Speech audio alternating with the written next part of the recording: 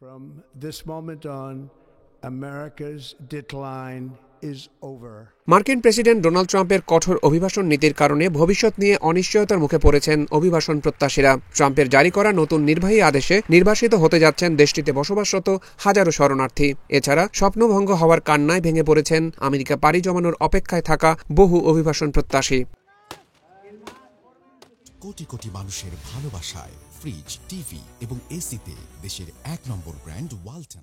আমেরিকার ৪৭তম প্রেসিডেন্ট হিসেবে দায়িত্ব নেয়ার প্রথম দিনই একের পর এক নির্বাহী আদেশের মাধ্যমে অভিবাসন বিরোধী অবস্থান স্পষ্ট করলেন ডোনাল্ড ট্রাম্প। আমেরিকার অবৈধ অভিবাসীদের অনুপ্রবেশ ঠেকাতে সীমান্তে কড়াকড়ি, মেক্সিকো সীমান্তে জরুরি অবস্থা জারি, জন্মসূত্রে মার্কিন নাগরিকত্ব বাতিল, অবৈধ অভিবাসীদের ফেরত পাঠানো ও নতুন করে কাউকে প্রবেশ করতে না দেওয়ার নির্বাহী আদেশ জারি করেছেন তিনি।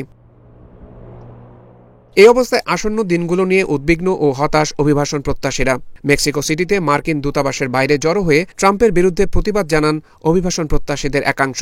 বিভিন্ন দেশে সংঘাতের মধ্যে পালিয়ে এসে মেক্সিকো সীমান্তে জড়ো হয়েছিল বহু অভিবাসন প্রত্যাশী। কয়েক বছর যাবৎ আমেরিকা প্রবেশের জন্য অপেক্ষা করছিল তারা। তবে কাস্টমস ও বর্ডার প্রোটেকশন অ্যাপ বাতিল ও সীমান্তে নিরাপত্তা কড়াকড়ির কারণে আমেরিকা পাড়ি জমানোর স্বপ্ন ভেস্তে গেছে তাদের। এতে কান্নায় ভেঙে পড়েছেন অনেকে। এক অভিবাসন প্রত্যাশী বলেন, দেশে নিরাপদ ছিলাম না, কঠিন পরিস্থিতির মধ্যে মেক্সিকোতে পালিয়ে আসি। ভেবেছিলাম আমেরিকা আমার ভাইয়ের কাছে যাব, পরিবার নিয়ে সেখানে নিরাপদে থাকব, কিন্তু সীমান্ত বন্ধ করে দেওয়ায় অনিশ্চয়তার মধ্যে আছি, ভেবে পাচ্ছি না কি করব। আমার মতো অনেক মানুষ আছে যাদের সত্যিই আশ্রয়ের প্রয়োজন। আমার দেশে পড়াশোনা করা কঠিন, তাই আমেরিকা যেতে চাই। সেখানে আমার সন্তানদেরকে পড়াশোনা করাতে চাই যেন ওদের ভবিষ্যৎ উজ্জ্বল হয়। এছাড়া আমেরিকা বসবাস করা শরণার্থীদেরকে নিজ দেশে ফেরত পাঠানোর ট্রাম্পের উদ্যোগে ক্ষুব্ধ লক্ষাধিক অভিবাসন প্রত্যাশী। আমেরিকা জন্ম নেওয়া সন্তানদের মার্কিন নাগরিকত্ব পাওয়া নিয়েও চিন্তিত তারা।